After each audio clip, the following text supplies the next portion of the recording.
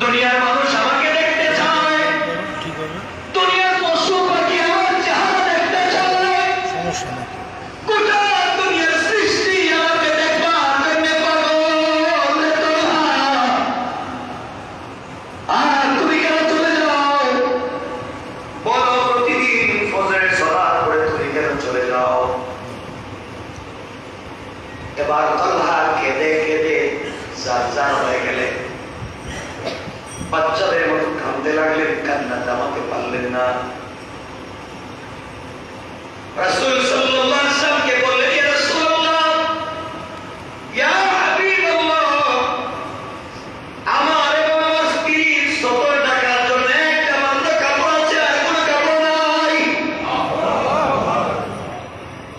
যেটা পরে আমি নামাজ পড়তে আসি। আমার স্ত্রী তখন উলঙ্গ থাকে, ঘরের ভিতরে দরজা লাগাইয়া গর্ত খনন করেছি। পয়গম্বর আরবি,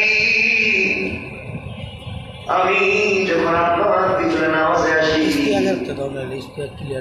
আমার মনটা চায় আমি আপনার পিছনে বসে থাকি। আমার মন চায় আমি যেন আপনার কথাগুলো শুনিয়া বসে থাকি, না যায়। কিন্তু পয়গম্বর আরবি সালাম ফিরানোর পরে মনে পড়ে যায়, নামাজে রক্ত চলে যাবে, আমার স্ত্রী নামাজ পড়তে হবে। আমি তো ঘরের বাহির দিয়ে তালা লাগিয়ে চাবি নিয়ে এসেছি, তাড়াতাড়ি করে ঘরে চলে যাই। আমি গিয়ে কাপড় খুলে আমার স্ত্রীর কাছে দেই। স্ত্রী ওই কাপড় ধরে তিনি নামাজ আদায় করে, আর আমি উলঙ্গ হয়ে করতে বসে থাকি।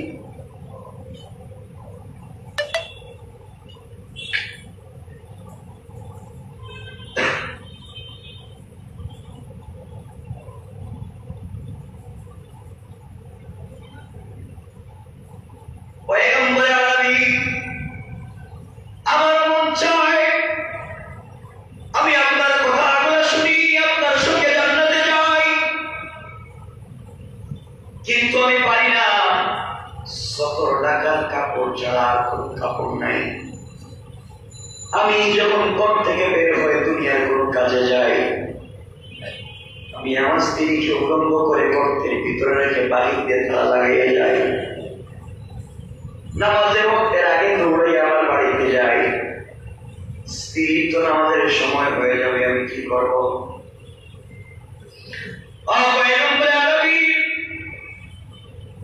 এক্ষেত্রে ফজরের নামাজের সময় একটু অসুবিধা বেশি হয়ে যায়। ফজরের নামাজে আসার সময় আমি আমার স্ত্রীকে গুহায় রেখে আসি। এমন অবস্থায় আমি যদি নামাজ শেষে এখানে বসে থাকি, আমার স্ত্রীর নামাজটা তাজা হয়ে যাবে। আমি আমার স্ত্রীর নামাজটাকে তাজা করতে চাই না। পয়গম্বর আরবি, এই জন্যে আমি নামাজ শেষে দৌড়াইয়া চলে যাই। তালহার কথা শুনে আল্লাহর রাসূল দরদর করে কাঁদতেছে। পুরা মসজিদের ভিতরে যেন কিয়ামত কায়েম হয়ে গিয়েছে, নবীজির কান্নার আওয়াজ শুনে গিয়েছে।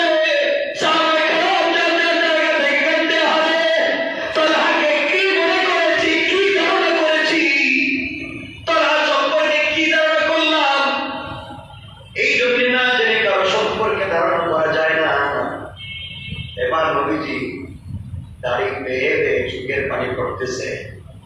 সাথে সাথে নবীজি তালহাকে জানিয়ে দিলেন, তালহা, নিশ্চয় তুমি জান্নাতে যাবে, আর জান্নাতে তুমি আমার সাথে থাকবে। আমি বলতে চাই, কাপড় নাই, খাবার নাই, ঘর নাই, বাড়ি নাই, কিচ্ছু নাই, এরপরেও তার নবীজির মন জয় করতে পারলেন। জান্নাত দুনিয়ার জমিনে থাকতে কিনতে পারলেন। আফসোসের বিষয় আমাদের জন্য আমরা পারলাম না, আমরা দুনিয়ার জমিনে পারলাম না। নবীজি কাঁদতে লাগলেন, সাহাবায়ে কেরাম কাঁদতে লাগলেন। সকল সাহাবায়ে কেরাম বললেন, ইয়া রাসূলুল্লাহ, আমরা ভুল করেছি, আমরা অন্যায় ধারণা করেছি। আমরা ভুল করেছি। নবীজি বললেন, ও সাহাবীরা, তোমরা যদি জান্নাতুল ফিরদাউসে আমার প্রতিবেশীকে দেখতে চাও, আমার তলহার দিকে তোমরা তাকাইয়া দেখো। আমার তলহার দিকে তাকাও। আমার তলহা জান্নাতে আমার প্রতিবেশী হবে। এই মুহূর্তে জীবন জানাইয়া দিয়েছে, জান্নাতি সাহাবীদের লিস্টের ভিতরে তলহার নামটা আল্লাহ ঢুকিয়ে দিয়েছে। আমি জানতে চাই, হযরতে তলহা রাদিয়াল্লাহু তাআলা আনহুর বাড়ি ছিল না, ঘর ছিল না, একটা মাত্র পোশাক ছিল তালহার, তার স্ত্রীরও ছিল না, আল্লাহর প্রতি তাদের কোন অভিযোগ ছিল না। একটা মাত্র কাপড়, ঘর নাই, বাড়ি নাই, থাকবার জায়গা নাই, সুন্দর একটা জামা নাই, একটা মাত্র 70 টাকার মতো কাপড় আছে। এরপরে আল্লাহর কাছে কোনো অভিযোগ করে না, আল্লাহর কাছে বলে না, আল্লাহ তুমি কেন আমারে দিলা না? আল্লাহ বলতেছে, আল্লাহ তুমি যে অবস্থায় আমাকে রেখে খুশি হয়ে যাও, আমি তোমার সব অবস্থায় আমিও খুশি। কিয়ামতের দিন তুমি আমাকে বলে যাইও না। এরাও ছিলেন মানুষ, আমরাও মানুষ।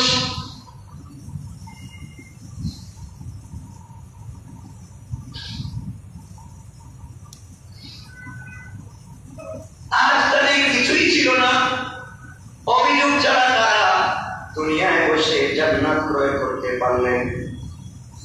তারা ইবাদতের প্রতি কোনো অজুহাত ছিল না। কাপড় নাই, নামাজ পড়তে পারবো না, কাপড় নাই, ইবাদত করতে পারবো না, যে আল্লাহ আমাকে ঘর দিল না, বাড়ি দিল না, কাপড় দিল না, ইবাদত করবো না, এমন কোনো অভিযোগও নাই, কোনো অজুহাতও নাই। আর আমাদের দুনিয়ার জমিনে নামাজ পড়তে কত অভিযোগ, কত অজুহাত।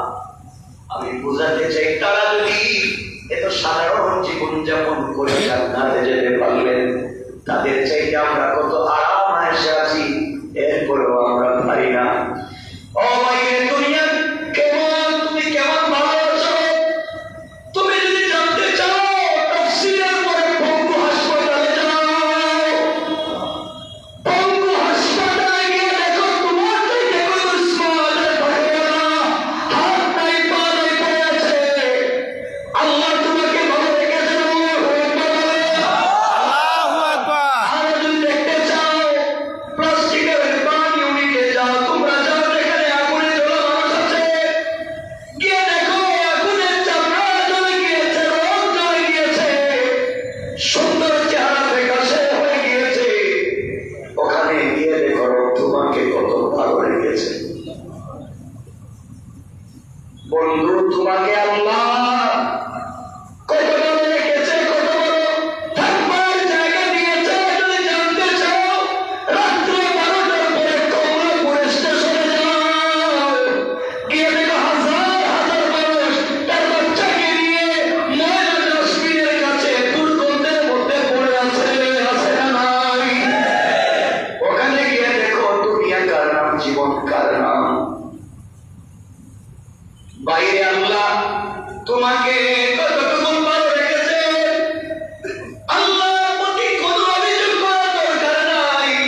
ফজরের পরে বলে দিচ্ছি, ফজরের পরে সকালবেলা ময়লার ভাগার যেখানে ফালায় রাখে ডাস্টবিন, পুরা সিটি কর্পোরেশনের ময়লা যেখানে ফালায় রাখে, সকালবেলা ওখানে যাও, গিয়ে দেখবা তোমার মতো আমার মতো কত মানুষ এই ময়লার ভিতরে তার খাবার খুঁজতেছে। আছে না নাই? তোমাকে আমাকে আল্লাহ কত ভালো রেখেছে। আলহামদুলিল্লাহ, জোরে বলো। আলহামদুলিল্লাহ, আলহামদুলিল্লাহ। আজকে বলছি, আল্লাহ আমাদের কোনো অভিযোগ নাই, আমাদের তোমার প্রতি কোনো অভিযোগ নাই, আমাদের তোমার প্রতি কোনো অভিযোগ নাই। যে অবস্থায় রাখছো, বলেন আলহামদুলিল্লাহ। রব এত ভালো রেখেছে, আমাদেরকে এত সব মানুষজন যে লোকটা চোখে দেখতে পারে না তার কাছে জিজ্ঞাসা করেন চোখের দাম কেমন। যে লোকটা মুখ দিয়ে কথা বলতে পারে না তার কাছে গিয়ে বলেন জবানের দাম কেমন। বাইরে আজকে তুমি ভালো আছো, সবাই তোমাকে ভয় পায়। একটু অসুস্থ হয়ে দেখো, লাঠি হাতে নিয়ে দেখো, করেন ছায়াও তোমার পক্ষে থাকবে না, কেউ তোমাকে দেখতে পারবে না। এই জন্যই আল্লাহর কাছে হাজার লাখ শুকরিয়া, আল্লাহ এখনো ভালো রেখেছে। যাও না তুমি হসপিটালে এই মুহূর্তে গিয়া দেখো, তোমার মতো আমার মতো কত ভাই এক ব্যাগ রক্তের জন্য দৌড়ায়, হাউ হাউ করে খামতেছে, পায়ে ধরতেছে, এক ব্যাগ রক্ত দেহ নাই, কেউ নাই। এই কঠিন দুনিয়ার ভিতরে তোমাকে আমাকে আল্লাহ এত ভালো রাখবার পরে আল্লাহর নাম নিতে পারি না। আমাদের মতো হতভাগা মুখার নাই।